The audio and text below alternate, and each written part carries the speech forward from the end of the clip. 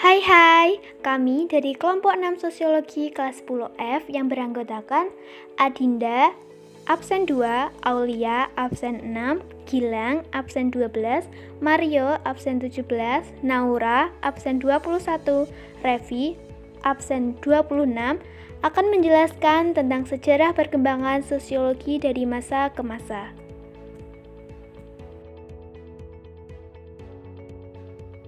Pengertian ilmu sosiologi. Sosiologi adalah ilmu sosial yang mempelajari setiap kehidupan masyarakat. Objek kajian dari sosiologi tidak lain adalah kehidupan manusia. Kata sosiologi berasal dari bahasa Yunani, yang terdiri dari kata sosius yang artinya masyarakat dan logos yang artinya ilmu. Pengertian ilmu sosiologi menurut para ahli. Auguste Comte. Menurut Auguste Comte, ilmu sosiologi dibagi menjadi dua, yaitu sosiologi statis dan dinamis. Sosiologi statis meninjau hukum statis yang menjadi dasar adanya dinamika dan kemunculan sebuah masyarakat. Sosiologi dinamis. Sedangkan dinamis lebih fokus pada pemahaman terhadap pusat pengembangan masyarakat berlandaskan pada logika ilmiah dan rasional. Max Weber. Menurut Max Weber, ilmu sosiologi mempelajari tentang gejala dan tindakan sosial. Selain itu, melihat juga hubungan antara berbagai gejala sosial seperti gejala moral, agama, keluarga, dan ekonomi. Karl Marx dalam karyanya yang berjudul The Communist Manifesto menyatakan bahwa sosiologi dapat dijadikan senjata untuk membebaskan masyarakat dari kurungan sistem kapitalisme sehingga dapat tercapai masyarakat tanpa kelas. Email Durkheim. Menurut email, ilmu sosiologi mempelajari lembaga-lembaga yang ada di masyarakat dan proses sosialnya. Sosiologi menurut email juga adalah ilmu yang mempelajari fakta sosial di masyarakat. Yang dimaksud fakta sosial adalah adanya moral hukum, cara berpakaian, keyakinan, dan adat istiadat. Surjono Sukanto. Menurut Surjono Sukanto, sosiologi adalah ilmu yang mempelajari tentang memusatkan perhatian pada masyarakat untuk mendapatkan pola umum dari kehidupan masyarakat. Ilmu sosiologi juga dinyatakan sebagai ilmu yang rasional dan bersifat umum. Perkembangan sosiologi dari masa ke masa. Abad ke-14 atau Yunani kuno. Awal mula perkembangan ilmu ini berasal dari Yunani. Alsuf Plato dan Aristoteles, mereka menulis buku tentang bagaimana menciptakan masyarakat yang adil dan bahagia.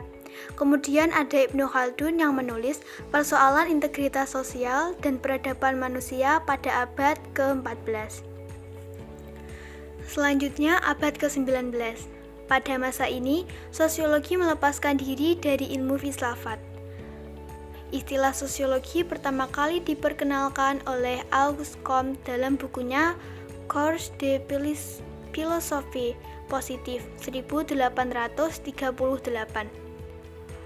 Comte juga menuliskan konsep positifme rasional, empiris, bisa teliti dengan fakta ilmiah.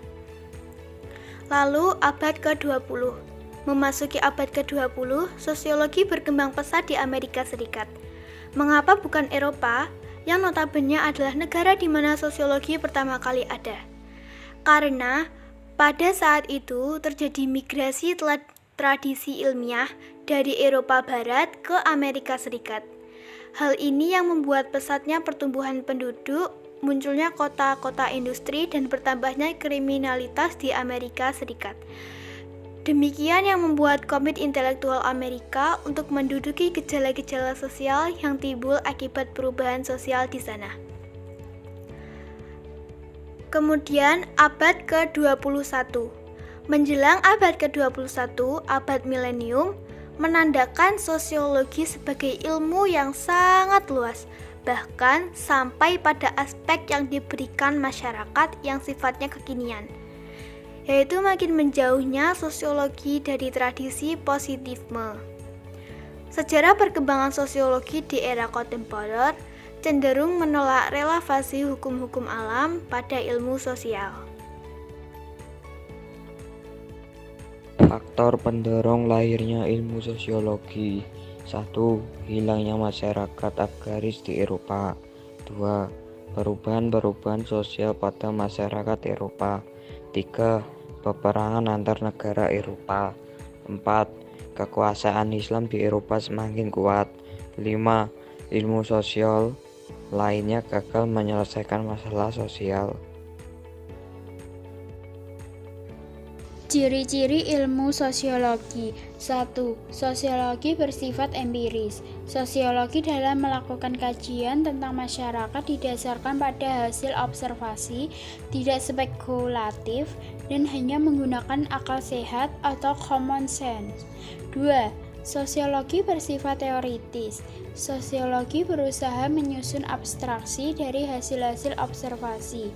Abstraksi adalah kerangka dari unsur-unsur yang didapat di dalam observasi, disusun secara logis, serta memiliki tujuan untuk menjelaskan hubungan sebab akibat. 3. Sosiologi bersifat kumulatif.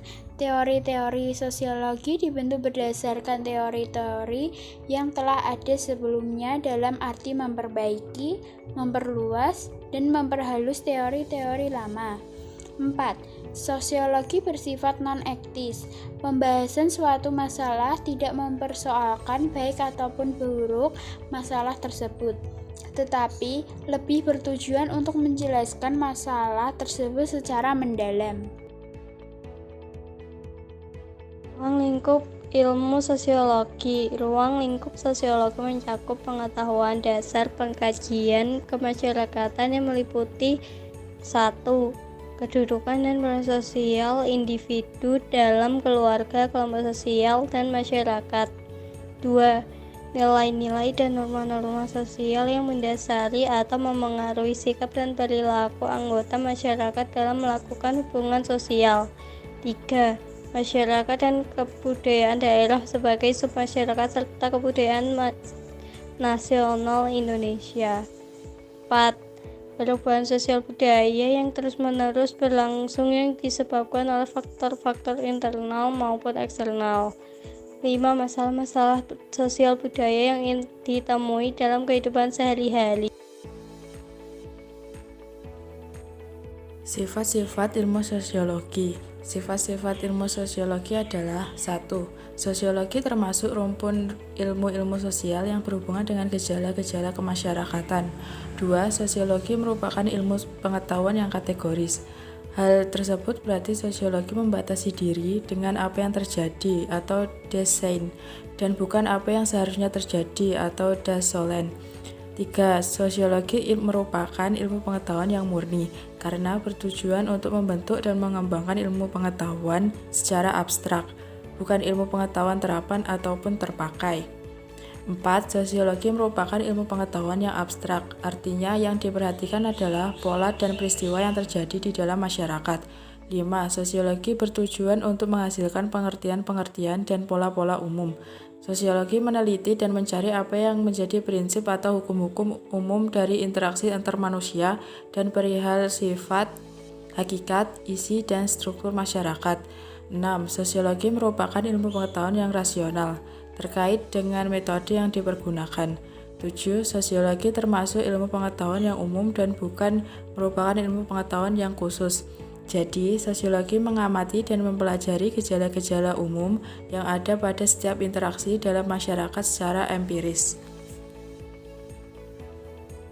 Kesimpulan, ilmu sosiologi adalah ilmu pengetahuan yang mengeksplorasi struktur masyarakat itu sendiri dan untuk mengetahui hubungan antara manusia dari dalam kehidupan masyarakat, individu dengan individu, kelompok dengan kelompok, atau individu dengan kelompok.